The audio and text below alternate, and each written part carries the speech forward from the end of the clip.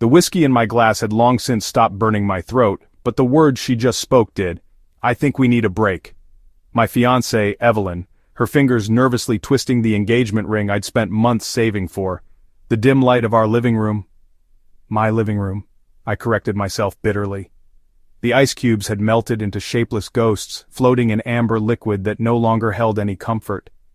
My fingers tightened around the glass, the condensation dripping onto the coffee table. Our coffee table, the one we'd spent an entire Saturday afternoon picking out. She'd run her fingers along the grain of the wood, smiling that soft, private smile she only ever showed me. "This one," she'd said. "It has character. It'll last forever." Forever. I didn't look up. If I did, I'd see her face, those dark, expressive eyes I'd memorized over 6 years of mornings, the lips that had whispered promises against my skin in the dead of night, and right now, I couldn't bear the thought that those promises had been lies. "A break," I repeated, my voice stripped of inflection. Evelyn shifted on the couch, the leather creaking under her weight. The dim light caught the diamond of her engagement ring. My ring, the one I'd spent months saving for, the one I'd slipped onto her finger while kneeling in the sand at sunset. She twisted it absently around her finger like she was already practicing how to take it off. I need space. To think. Space. I finally looked at her, and the sight of her, flushed, guilty, but determined, sent a jagged crack through my chest. "How much space?" I asked, my voice dangerously calm. "A week? A month? Or just enough to see if Jared's dick still fits?" Her face went scarlet, anger flashing in her eyes, but it was chased by guilt, quick and unmistakable.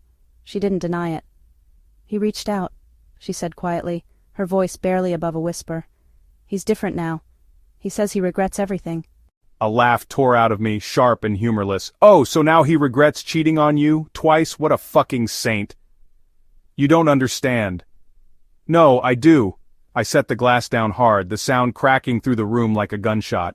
"You miss the drama, the highs and lows, the way he made you feel like you were everything right before he treated you like nothing. I was boring, stable, safe." Her jaw tightened, her fingers curling into fists in her lap. "That's not fair." "Fair?" My voice broke on the word. "You're blowing up our life, our future, because your toxic ex sent you a DM, and you're talking to me about fair?" She looked away, her throat working as she swallowed hard. That was answer enough. I stood, my chest so tight I could barely breathe. "Then our relationship is over." Her head snapped up, her eyes wide. "What?" "You heard me." My voice was steady now, eerily calm. "You want a break? Fine, but it's not a pause. It's a full stop." Panic flickered in her eyes, her hand reaching out instinctively, like she could physically pull me back. "You're overreacting." "No, I'm reacting." I yanked my keys off the counter, the metal biting into my palm. "You don't get to keep me on standby while you test drive your old mistakes." She stood, her movements jerky, unsteady. "That's not what this is." I stepped back before she could touch me. "Then what is it, Evelyn? Spell it out for me." Silence. The kind of silence that settles over a battlefield after the last shot has been fired. That's what I thought. The door slammed behind me with a finality that echoed in my bones. The house sold in 3 days. Diane, the realtor, tapped her manicured nails against her clipboard, her diamond wedding band glinting under the fluorescent lights of what used to be our kitchen. The same kitchen where Evelyn had burned pancakes every Sunday morning, laughing as I pretended to gag at the smell. Now, the scent of lemon-scented cleaner and fresh paint hung in the air, erasing all traces of us. "You're pricing this under market value," she said, her voice carefully neutral. "You could get another 30, maybe 40 grand if you're patient." "I'm not patient." She studied me, her sharp eyes flickering over my face like she was trying to piece together the story. "Divorce? Preemptive strike?" I packed like a man dismantling a bomb, slow, methodical, every movement deliberate. Each item was a landmine. The coffee mug she'd bought me for our first anniversary, "World's best boyfriend" in bold, cheery letters. The framed photo of us at the beach, her hair windswept, my arm around her waist, the throw blanket she'd curled under during movie nights, her feet tucked under my thighs, keep, donate, burn. The wedding planner, thick leather, embossed with our initials, was the hardest. I flipped through it once, my fingers tracing over venue brochures, cake samples, the sticky notes in Evelyn's looping handwriting. "Ask Mom about florist. His tux, navy, not black." Then I dropped it into the trash. The thud it made was final. Gus whined at my feet, his warm body pressing against my legs. He'd been ours, but he'd always been mine. The one who followed me from room to room, who slept curled against my back when Evelyn worked late. He knew. Dogs always do. "Yeah, buddy," I muttered, scratching behind his ears. "We're out of here." My phone buzzed on the counter, the screen lighting up again and again.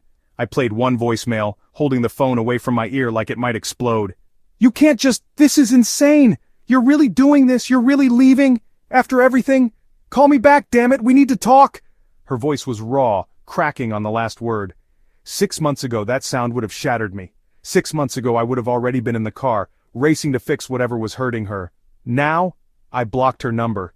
6 months later, the Colorado air was so crisp it burned my lungs in the best way possible. I was rebuilding from scratch. Literally. The cabin was coming together, plank by plank, each nail driven with my own hands. No compromises, no ghosts, just raw timber and the satisfying thud of the hammer. Then Mark called. "Dude, you're trending in my life again." I wiped sawdust from my face, squinting into the afternoon sun. "Let me guess. Evelyn?" "Bingo." Mark exhaled, the sound crackling through the phone. "She's been blowing up my phone, says Jared pulled his usual shit. Love bombed her for a month, promised her the moon, then ghosted. Now she's devastated." He snorted. "Shocking, right?" I stared at the half-finished porch, the wood rough under my palms. "She say anything else?" "Oh, you know, the classic 'I made a huge mistake' sob story. Wants to know if you're seeing anyone, if you're happy." The irony was almost poetic. She'd chased excitement over stability, the rush of Jared's chaos over the quiet certainty of my love, right up until the stability was gone. "Tell her I'm dead," I said. Mark laughed, sharp and knowing. "Cold, man. Nah, just done." She found me anyway. I came back from town to see her Lexus, the same one I'd helped her pick out, the one she'd insisted on because it was practical but still stylish, parked haphazardly in my driveway, like she'd been too desperate to care about alignment. She was leaning against it, arms crossed, her posture defensive, like she'd rehearsed this moment in her head 100 times. Gus growled low in his throat, his body tense beside me. "You look good," she said, her voice softer than I remembered. I didn't answer. Up close, she was thinner. The curves I'd traced with my fingertips were sharper now, angles where there had once been softness. Dark circles shadowed her eyes, the kind of tired that makeup couldn't fix. "You blocked me!" she accused, her voice cracking. "You left! I didn't leave! I just needed— space." "Yeah, got it." I stepped around her, heading for the door. She grabbed my arm, her fingers digging in like she could physically anchor me to her. "You didn't even fight for me!" I turned slowly, my gaze dropping to where her hand gripped me. "Why would I?" I asked, my voice eerily calm. "You chose him. Again." Her breath hitched. I was confused. "No, you were selfish."